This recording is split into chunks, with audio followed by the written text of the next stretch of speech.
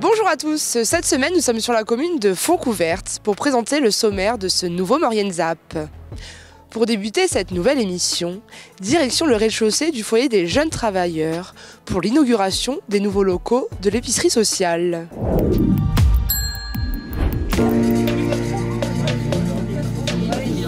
L'épicerie sociale, dispensée par le CIAS depuis les années 2000, inaugurait ces nouveaux locaux. Les anciens locaux de l'épicerie sociale se trouvent à l'étage et il y avait un escalier très raide pour y grimper. Et donc, c'était pas du tout pratique, il n'y avait pas d'accessibilité.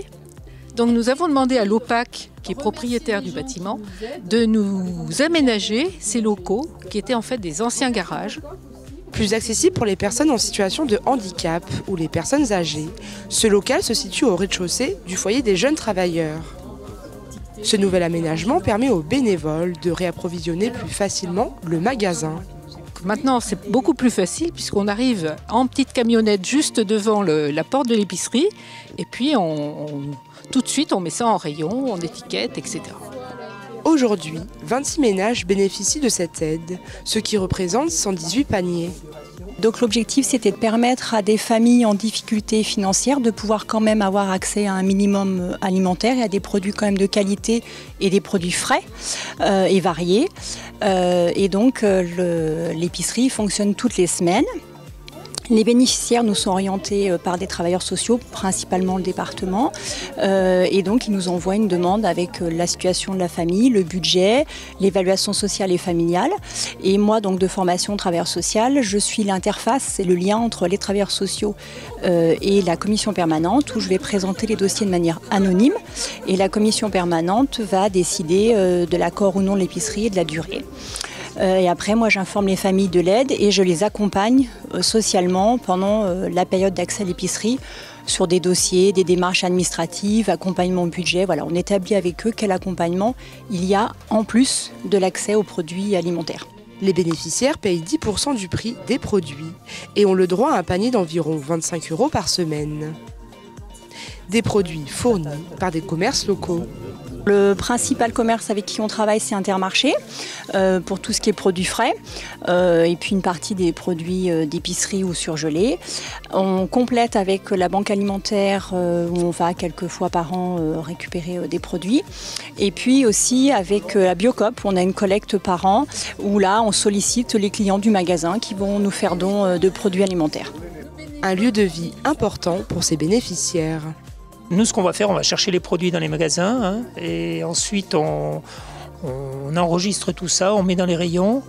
Ensuite, quand les personnes viennent, on est là aussi pour les conseiller sur ce qu'ils prennent, pour voir qu'ils prennent des articles, qu'ils aient des repas à peu près équilibrés déjà. Et puis voilà, c'est un échange. D'ailleurs, on a un endroit convivial là où on leur sert le café.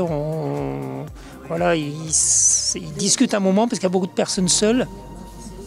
L'épicerie est ouverte tous les vendredis de 9h à 11h. Acquisition d'un nouveau scanner par le centre hospitalier de la vallée de la Maurienne.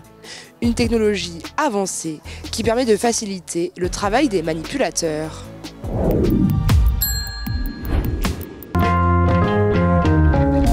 L'heure est au renouveau pour le centre hospitalier de la vallée de la Maurienne, qui vient de se procurer un nouvel appareil de scanner.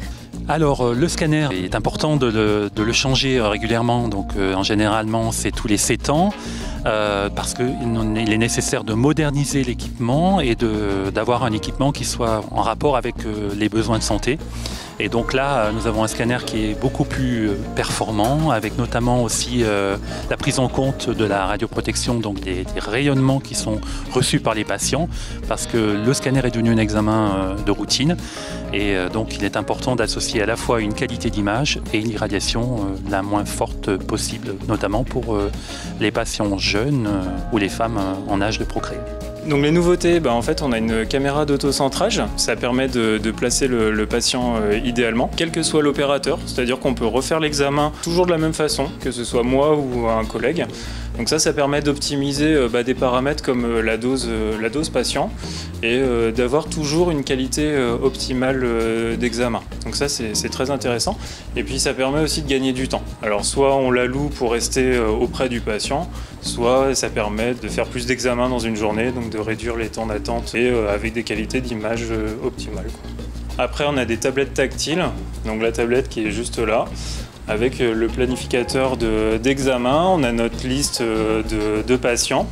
Et après, donc on peut rentrer dans l'examen du patient, afficher tous les paramètres, son examen.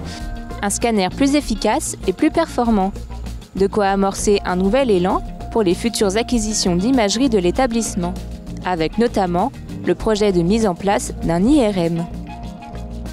Alors cet IRM c'est très important pour nous, il va se situer dans la prolongation du service d'imagerie, donc relativement pratique pour l'utilisation. Et donc il va y avoir également un couloir qui sera créé, donc une coursive extérieure qui permettra donc de bien distinguer le flux de patients qui viennent de l'extérieur. Une future acquisition appréciable au vu du nombre important de personnes admises au centre hospitalier à la suite d'accidents de ski et autres sports de montagne. De quoi raccourcir considérablement le temps d'attente de prise en charge pour ces patients. Votre ZAP touche à sa fin. Merci d'être toujours aussi nombreux à nous suivre.